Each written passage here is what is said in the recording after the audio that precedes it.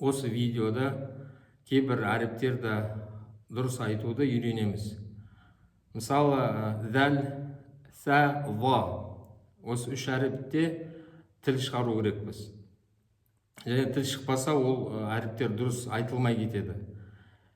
Осы бұларды сақау деп атайды қазақ тілінде, мағынасы тіл шығару деп, екі тістердің ортасында. Осы әріптерде үш қателік жасайды адамдар. Сол қателікті кезекпен біліп алайық. Бірінші қателік ол тілді шығармау.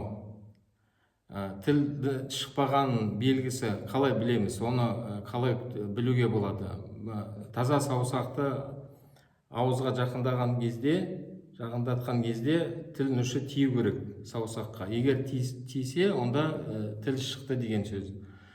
Және айнаға қарап көруге болады, тіліміз шықты ма жоқ па. Тағы да бір жол бар, ол айтқанда дә, сә деп айтамыз, тілді асықпай, ішке кіргізбей тістеп көреміз. Дә. Тіл тістелсе, яғни сол тіл шықты деген. Осылай да тексеруге болады, жай тіл шықты ма, шықпады ма. Екінші қателік ол тілді ерте тарту, ауызға ерте кіргізу. Дыбыс әлі толық бітпеді, бірақ тіліміз ерте ішке кірді. Ол кезде дыбыс бұзылады, толық айтылмай кетеді. Сондықтан тілді ұстаймыз, шыдаймыз, дыбысты біткенді тосамыз. Содан кейін бірақ қана тілді кіргіземіз ішке. Және үшінші қателік кезекпен келетін. Бірінші қателік шығармау, екінші қателік ерте тарту, үшінші қателік тілмен артық қимыл жасап, тілді тістерге артық тигізу. Немесе тістермен тілді тістеп тұру, тигізіп артық. Осы әріпті айтқан кезде, мысалы, дәл әріпті айтқан кезде, тіл басында ғана бірінші тиеді тіске, содан кейін қайта тимейді. Дә, ви басында тиді, содан кейін тимейді. Егер тіл қайтада тисе, онда дыбыс бұзылады. Мысалы, осылай қате болады. Бұл қате болып саналады. Тіл басында ғана бір-ақ рет тиеді, содан кейін екі тістердің ортасында тұрады. Дә, ви, ду. Осы әріптерде осындай техникасы тілді дұрыс шығару, ерте тартпау және артық тістерге тигізбеу.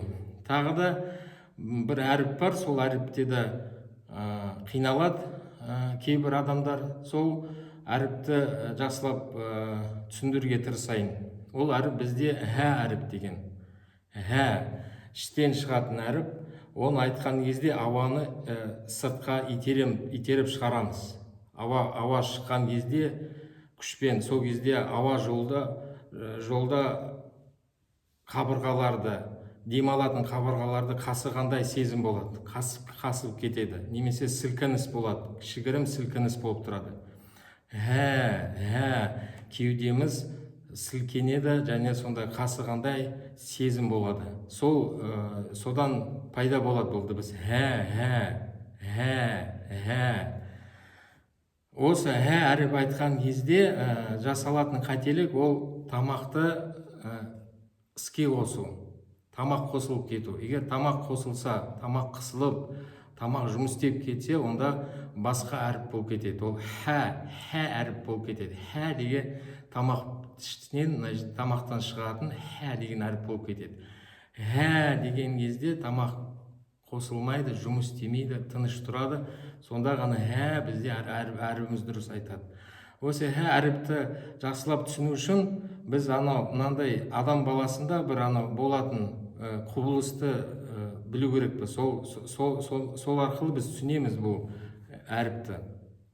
Ол қандай құбылыс? Ол адам жөтелген кезде, жөтеледі. Сол кезде сілкініс болады кеудесінде. Жөтелген кезде ол жерде ауа шығады, бірақ ол мынандай жуан дыбыс. Әріп бізде жіңішке дыбыс. Бірақ екеуінде де кеуде қозғалысы бар, кеудеде сілкініс бар жанасына.